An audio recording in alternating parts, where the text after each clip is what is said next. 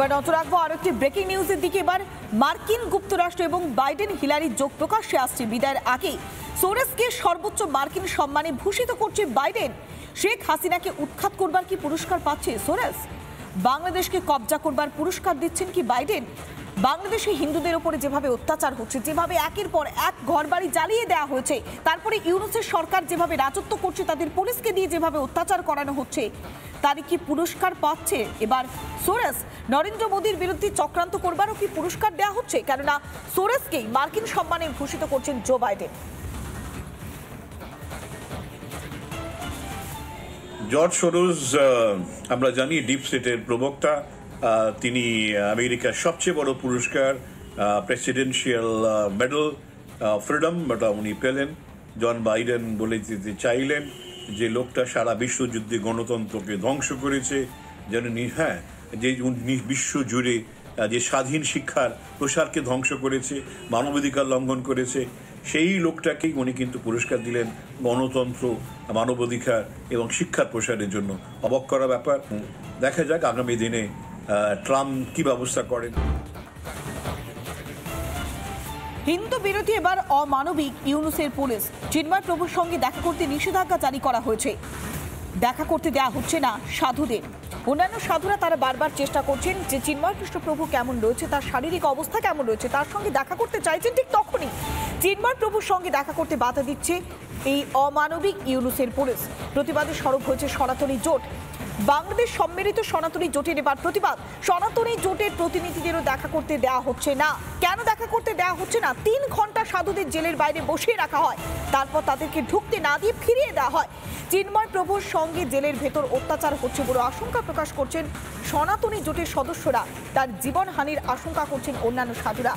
যেভাবে চিন্ময় কৃষ্ণ প্রভুকে অন্যায়ভাবে জেলের পাঠানো হয়েছে, তার ঘোরতর নিন্দা হয়েছে গোটা বিশ্ব জুড়ে। আর এবার যখন সাধুরা তারা যখন দেখা করতে চাইছেন চিন্ময় কৃষ্ণ প্রভুর সঙ্গে, তার সঙ্গে কথা বলতে চাইছেন, তার শারীরিক অবস্থার খোঁজ নিতে চাইছেন, ঠিক তখনই অমানবিক আচরণ করছে ইউনূসের পুলিশ।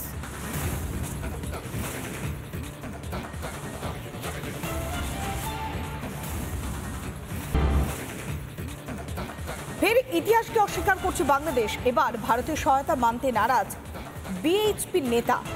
স্বাধীনতা যুদ্ধে ভারত কোনো সহায়তা করেনি, সহায়তার নামে বাংলাদেশ দখল করেছিল মন্তব্য করলেন বিএইচপির ভারপ্রাপ্ত চেয়ারম্যান সুফি সাগর শামস।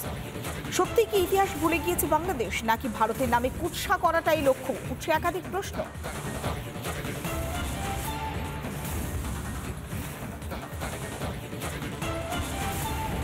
বাংলাদেশের স্বাধীনতা মুক্তিযুদ্ধে ভারত সহায়তা করেনি, সহায়তার নামে বাংলাদেশ দখল করেছিল।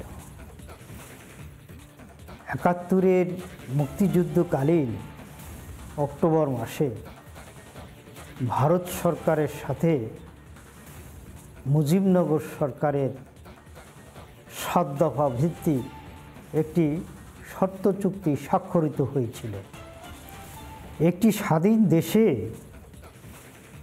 সামরিক, প্রশাসনিক, পররাষ্ট্র এবং বাণিজ্যিক কর্তৃত্ব যদি অন্য একটি রাষ্ট্রের হাতে থাকে, তাহলে ওই দেশকে কি স্বাধীন দেশ বলা যায়? যাদের সৌজন্যে, যাদের আনুগত্যে স্বাধীনতা পেয়েছিল বাংলাদেশ, আর সেই ইতিহাসকে অস্বীকার করছে। তবে যারা সেই ইতিহাসের সাক্ষী ছিলেন, সেই মুক্তিযোদ্ধারা, তারা কি বলছেন, কি তাদের অভিজ্ঞতা? শুনুন। সম্প্রতি আমরা যে হারে দেখছি যে আমাদের সহপাঠী মুক্তিযোদ্ধাদের যেভাবে অপমান অপদস্থ করা হচ্ছে, এতে আমরা অত্যন্ত লজ্জিত তো আছি। তবে মনে হয় যে আমরা যেই দেশটা স্বাধীন করার প্রথম আমরা দেশে যে যুদ্ধ করিয়াছিলাম, আমরা এখন বুঝতে পারতেছি যে আমরা ভুল করেছি। আমি ওই যাতে যে একজন প্রবীণ মুক্তিযোদ্ধাকে গলায় জুতা পরিয়ে যেভাবে তাকে অপমান করা হচ্ছে, কোনো মুক্তিযুদ্ধেই কোনোভাবে কোনো রাজনৈতিক দিকে জড়াই নেই। তারা দেশ স্বাধীন করেছিল এবং দেশ স্বাধীন করে সেখান থেকে বিদায় নিয়েছিল বিরোধী। আসলে আমরা সত্যিকার আন্দোলন করতাম ছাত্রদের সুবিধার জন্য, আমাদের সুবিধার জন্য। আমরা দেশ বিরোধী হিসাবে আমরা কোনো কাজ করিনি। আর সবচেয়ে উপরে তাদের একটু দেখবেন আমার এই যে ইউটিউবে যে সমস্ত দেখছি মুক্তিযোদ্ধাদের বিভিন্ন জায়গায় টিটকারি মারতেছে, যাদের জন্য দেশ কষ্ট করে দেশে আসলাম, যাদের জন্য একটা স্বাধীনতা উপহার দিলাম, সেই জিনিসটা আজকাল ছেলেমেয়েরা কিছুই বুঝতে পারতেছে না। তখন আমি বাধ্য হয়ে আমি এক রবি ঠাকুরের কথা না বলে পারি না, সপ্তকোটি মঙ্গলরে বঙ্গজননী রেখেছো বাঙালি করে। নানা ধরনের কন্টেন্ট দেখার জন্য লাইক করুন, শেয়ার করুন আমাদের ফেসবুক পেজ, সাবস্ক্রাইব করুন আমাদের ইউটিউব চ্যানেল। পাশাপাশি অন্যান্য ব্রেকিং নিউজের জন্য অবশ্যই চোখ রাখুন রিপাবলিক বাংলায়।